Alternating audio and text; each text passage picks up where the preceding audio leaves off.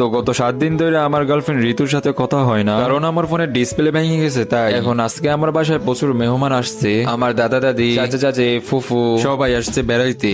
মানে এখন ভাই মনে চাইলেও একতারা বাজাইতে পারবো না। এখন বাবা আর আমি এক রুমে। দেখি রাত বাজে 1:30, বাবা ঘুমাইছে বাট আমি ঘুমাই নাই। এখন বাবা যেহেতু ঘুমাইছে, ফোনটা কোনো রকম নিলাম, বাট আমার লক জানা নাই। তো সাহস করে পলায়া কোনো রকম তার ফিঙ্গারটা নিয়ে লকটা খুললাম। লকটা খুলে আমার জানাশোনা ঋতুরে SMS দিলাম। তো 1 সপ্তাহ পর কথা, তাই আধা ঘন্টা দুইজনে কান্নাকাটি করলাম। তো কান্নাকাটি শেষে বলে আমার তোমার পাখির একটা পিক দাও, তো 1 সপ্তাহ ধরে তোমার পাখিটা দেখি না। এখন ওরা বুঝাইলাম, দেখো এরা বাপের ফোন, বলায়া তোমার সাথে কোনো রকম কথা বলতাছি, এইটাই তো অনেক। এখন ও কষ্টে আবার কান্না করে দিছে, বলে না দিলে আমি আরো কান্না করবো। এখন না পাইরা ভাই গেলাম ওয়াশরুমে, পাখির একটা পিক তুললাম সুন্দর কইরা। এখন ভাই প্যান পরতাছি, এদিকে বাপে ওয়াশরুমে নক দিছে। আমার তো ভাই ভয়ে পাখি কাঁপতাছে, এদিকে তাড়াহুড়া করে প্যান পরতে গিয়ে হাত থেকে ফোন পড়ে যেতে নিছিল। কোন রকম ধরলাম, এদিকে টিপ লেগে ফোনে লক লেগে গেছে, আর এদিকে বাপেও চিল্লাইতাছে, গোলামের পুত আমার ফোন নিয়ে ওয়াশরুমে গেছিস কেন? এখন আমি কই যাবো ভাই?